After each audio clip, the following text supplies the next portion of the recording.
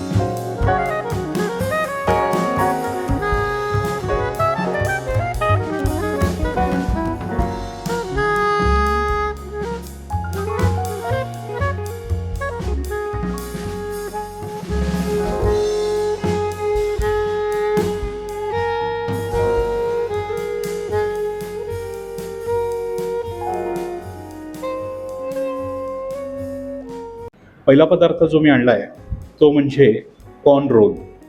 हे सगळं मी ऑफिसलाच बसून खाणार आहे. तर पहिला पदार्थ जो मी आणला आहे तो म्हणजे कॉर्न रोल. तर बघूया पावगी स्नॅक्सचा हा कॉर्न रोल चवीला कसा येतो. 2 येतात एका प्लेटमध्ये. 70 रुपयाला हे 2 असे कॉर्न रोल आहेत. बघूया चवीला कसे आहेत आणि आतलं फिलिंग कसं आहे. आतलं जे फिलिंग आहे ते असं काहीच आहे.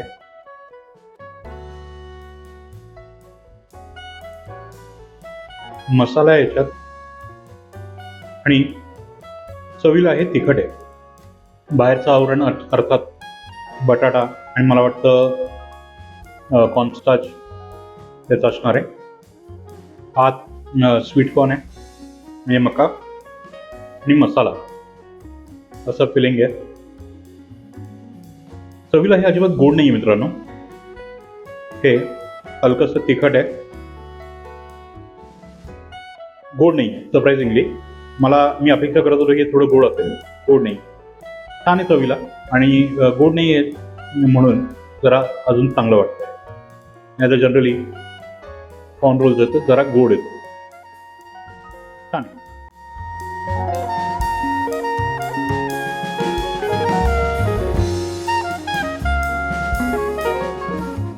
पुढचा पदार्थ जो मी मागवला आहे तो म्हणजे त्यांचा पावभाजी रोल. पावभाजी रोल मी त्याचं कौतुक ऐकलं होतं आणि म्हणून एक उत्सुकता होती की काय असेल, कसं असेल.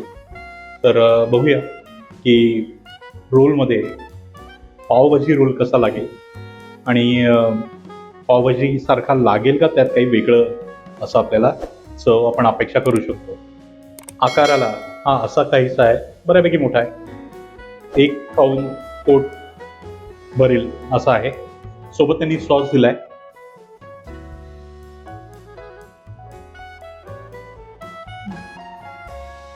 असा सोपा पदार्थ आहे.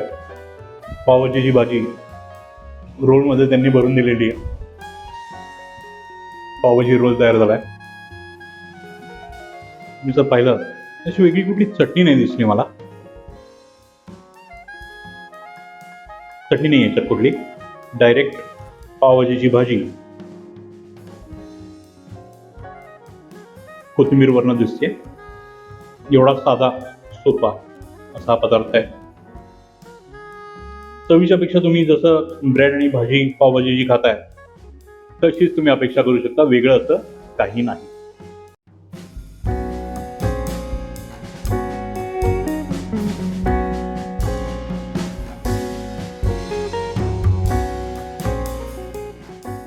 पुढचा जो पदार्थ आहे तो मी मागवलाय म्हणजे एक त्यांचं व्हेज बर्गर. त्यांच्याकडे कॉर्न बर्गर पण होतं, पण आपण कॉर्नचा कॉर्न पॅटेस का कॉर्न रोल ते आणलं होतं. तो पदार्थ मी घेतला होता म्हणून मग मी व्हेज बर्गर घ्यायचं ठरवलं.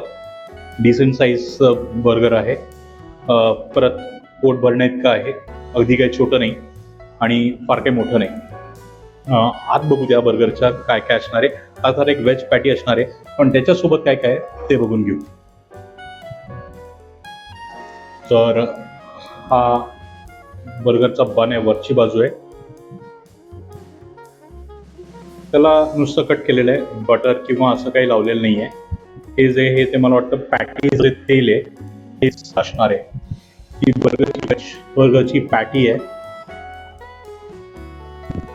आणि त्याच्यात काकडी, टोमॅटो आणि ही चटणी आहे. असं हे यांचं व्हेज बर्गर आहे.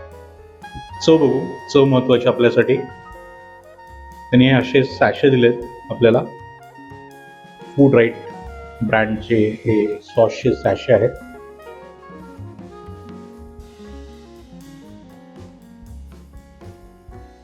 अशा पद्धतीने त्याचा वापर करून घेऊ, म्हणजे हे कोरडं नाही लागणार आपल्याला.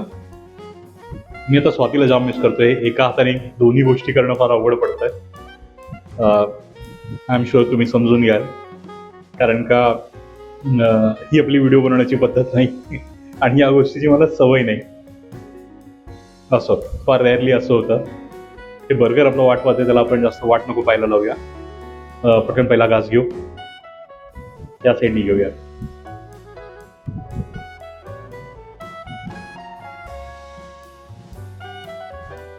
उन्हाळ्यामुळे मला अपेक्षा जी होती ती बरोबर आहे.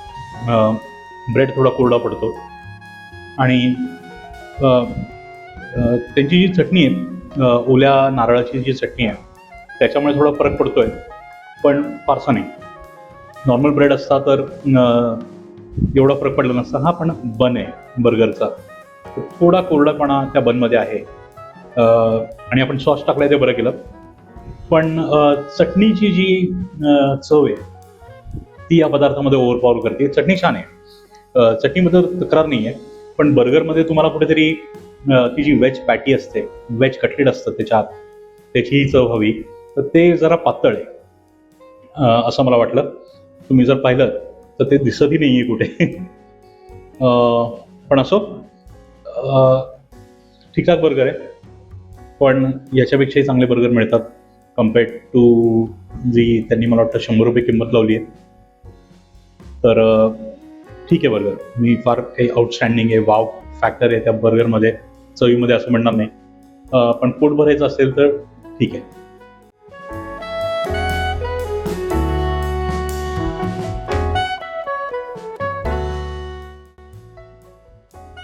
पुढचा आणि शेवटचा पदार्थ जो मी यांच्याकडनं घेतला आहे तो म्हणजे इथे उपवासाची कचोरी.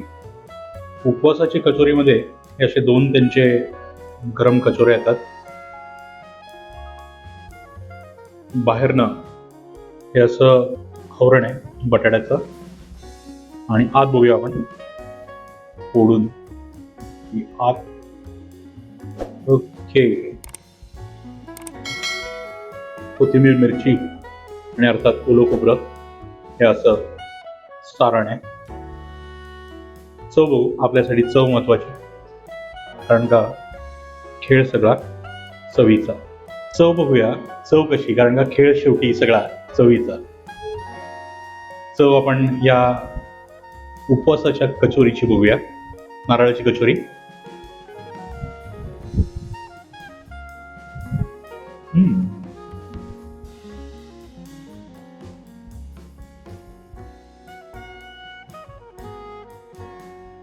मस्त आहे, सुंदर.